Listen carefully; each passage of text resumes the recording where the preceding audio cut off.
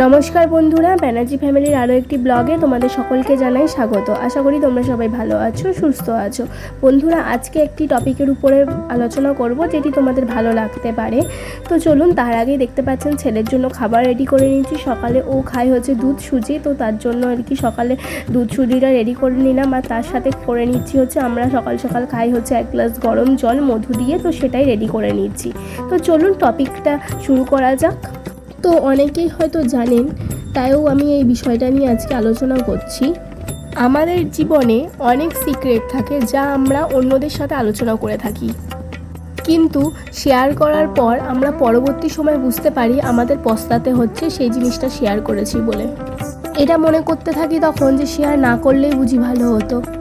এই কথাগুলো কি, এগুলো কারোর সাথে শেয়ার করা কিন্তু উচিত নয়। তো এই কথাগুলোই বলবো। আর এমন কিছু কথা আছে যা আমরা অন্যকে জিজ্ঞাসা করি, তো সেটাও জিজ্ঞাসা করা উচিত না। ওটা জিজ্ঞাসা করলে আমাদের নিচু মানসিকতার পরিচয় দেওয়া হয়। তো এই রকম টপিক ধরে নিন 5টা কি 6টা রয়েছে। তো চলুন আজকের টপিকটি শেয়ার করা যাক। দেখুন, তার আগে সোনুর সাথে খেলতে খেলতে সোনুকে খাইয়ে নিচ্ছি। ছোট তো যতটা পারি আর কি টিভিটাকে অ্যাভয়েড করার চেষ্টা করি, কিন্তু যেহেতু রং চঙে ব্যাপার, তো সেটা ওদেরকে বেশি অ্যাট্রাক্ট করে। তাই জন্য গল্প করে যতটা আর কি খাওয়াতে পারি, তো সেইটাই আর কি চেষ্টা করি সবার ফার্স্ট। যদি না হয় তো তখন টিভি ফোন এগুলো দেখিয়ে আর কি খাওয়াই। তো চলুন টপিকটা শুরু করা যাক। আমাদের ভবিষ্যৎ প্ল্যান, এটা কিন্তু অনেকে হয়তো আমাদের কাজকর্ম দেখে আন্দাজ করতে পারে, কিন্তু আমরা নিজেদের যে মনে আছে আমরা ভবিষ্যতে এটা হতে চাই, কিন্তু এটা করতে চাই, এটা কিন্তু কারোর সাথে শেয়ার করা উচিত না। কেন শেয়ার করা উচিত নয়? আমরা যদি বাই চান্স এই জিনিসটা করতে না পারি বা হতে না পারি, তখন কিন্তু মানুষ আমাদেরকে নিয়ে পরিহাস করবে, ছোট করবে, হাসাহাসি করবে যে কী ব্যাপার, বলেছিলি তো এইটা হবি বা ওইটা করবি, কি দেখলি তো করতে পারলি না, তাই জন্য আগে থেকে ওই রকমভাবে অত ইচ্ছা করতে নেই, অত দেখাতে নেই। তো এই রকম ধরনের মন্তব্যগুলো করতে থাকে। তো সেগুলো আমাদের জন্য বা আমাদের কেরিয়ারের জন্য খুব মানে অপমানজনক হয়ে থাকে। আর এদিকে দেখুন, সকালবেলা আর কি আমরা খাবো হচ্ছে রমা কলাইয়ের তরকারি। তো ঘুগনির মতন করেই করব, তো সেই জন্য রমা কলাইটা আর কি ধুয়ে নিচ্ছি। যেরকম ধরুন, আমি উদাহরণ দিচ্ছি ইউটিউব, যেহেতু আমি ইউটিউবে কাজ করছি, তো সেটাই আমি ফার্স্ট উদাহরণ দিলাম। ইউটিউবে ধরুন আপনি একটি চ্যানেল খুলতে চলেছেন, তো সবাইকে তার আগেই বলছেন জানিস আমি ইউটিউবে একটা চ্যানেল খুলবো, সবাই দেখবি আমার ভিডিওগুলো। এই ধরনের জিনিসটা করবেন না।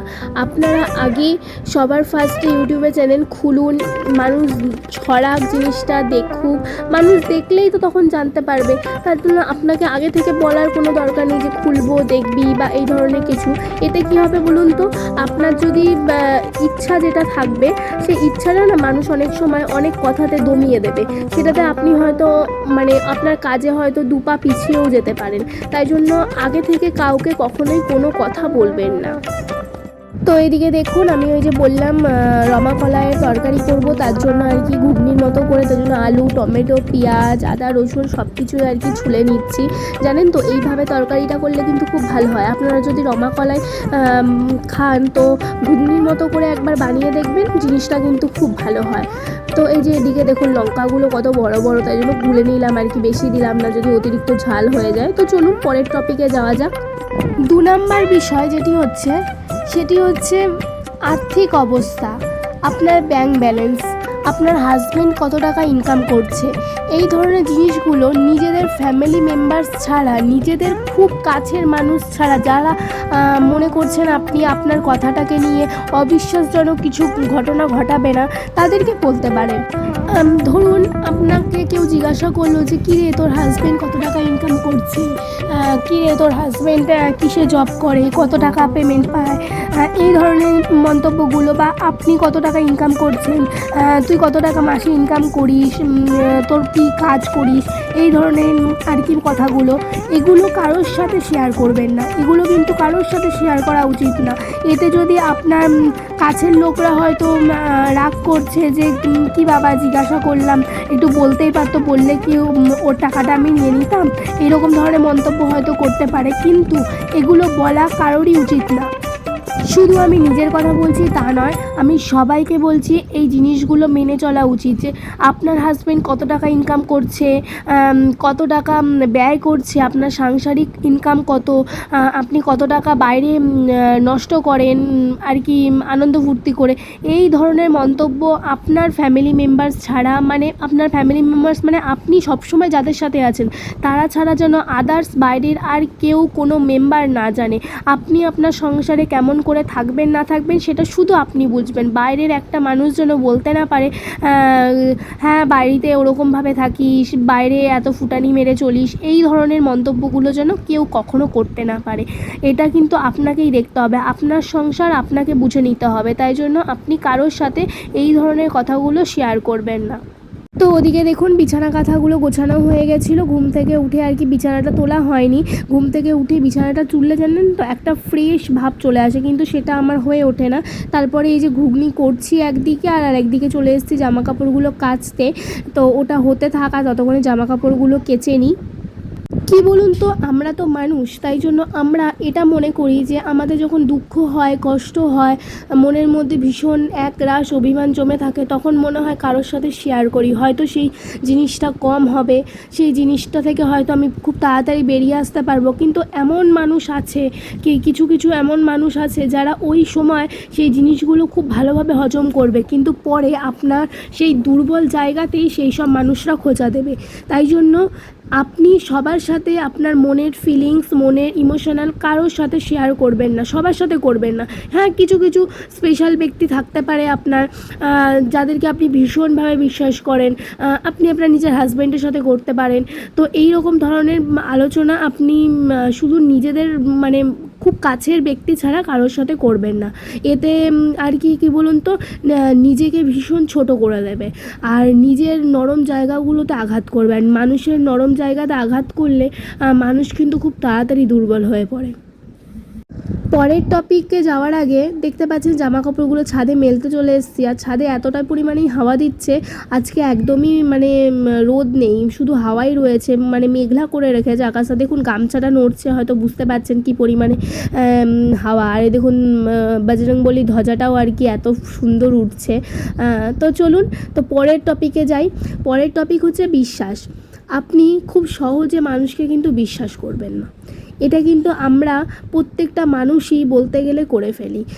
হয়তো আমাদের সাথে দুদিন সে ভালো করে কথা বললো, দুদিন আমাদের সাথে খুব ভালো করে মিশলো, আমাদেরকে সব কিছু শেয়ার করছে, তখন আপনিও হয়তো বিশ্বাস করে আপনি কিছু শেয়ার করলেন, আপনি কিছু মানে আপনার বিশ্বাসজনক কিছু কথা তাকে বললেন, যে এমন বললেন যে দেখ তোকে বলছি তুই কিন্তু কারোর সাথে শেয়ার করিস না।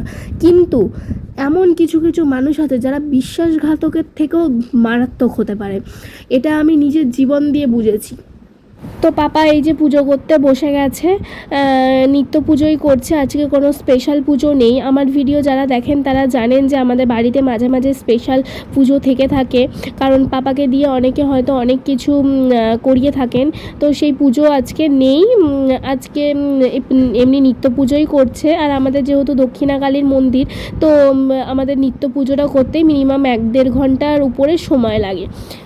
তো যেটা বলছিলাম, এরকম আমি অনেক কথা মানুষকে বিশ্বাস করে বলেছি, তো সেই রকম বিশ্বাসের যোগ্যতা সেই রকম মানুষরা রাখেনি আর কি।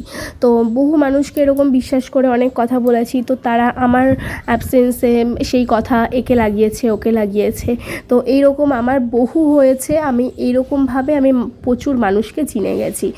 আর টাকা ছাড়া মানুষকে মানে কি বলবো, মানুষকে চিনতে আপনার না 2 সেকেন্ড সময় লাগবে না। যদি আপনার কাছে না মানে পকেট ভর্তি টাকা থাকে, আপনি মানুষকে 1 সেকেন্ডে চিনে যাবেন। আর যদি আপনার কাছে টাকা না থাকে, আপনি যদি একদম নিঃস্ব থাকেন, তখনও আপনি মানুষকে খুব সুন্দরভাবে চিনে যাবেন। মানুষের বিশ্বাসঘাতকতাগুলো তখনই আপনি খুব ভালোভাবে আপনার কাছে প্রকাশ পাবে। এটাই হচ্ছে সবথেকে মেন ব্যাপার।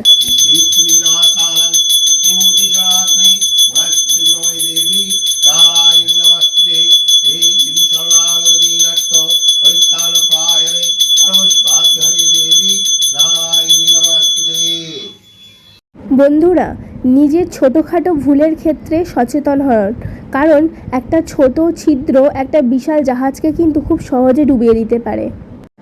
তো বন্ধুরা এই ছিল আজকে আমার ভিডিও। যদি ভিডিওটা ভালো লেগে থাকে তাহলে অবশ্যই লাইক করে দেবেন আর চ্যানেলটা সাবস্ক্রাইব করে দেবেন। তো ভিডিওটা এখানেই শেষ করছি। সবাই ভালো থাকবেন, সুস্থ থাকবেন। দেখা হবে আবার পরবর্তী একটি ভিডিও দেখানোর জন্য। Bye bye.